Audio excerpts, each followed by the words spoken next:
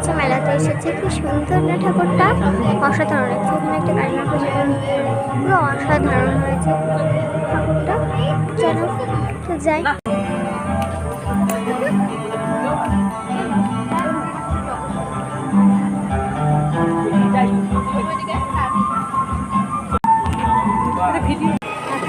আমরা সেলফি রেস্টুরেন্টে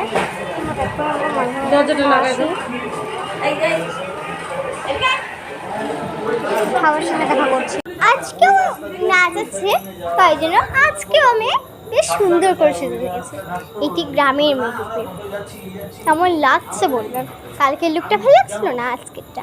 অবশ্যই কমেন্টে তোমাদের চাই, মানে তোমাদের কমেন্টগুলো আমি পড়তে চাই।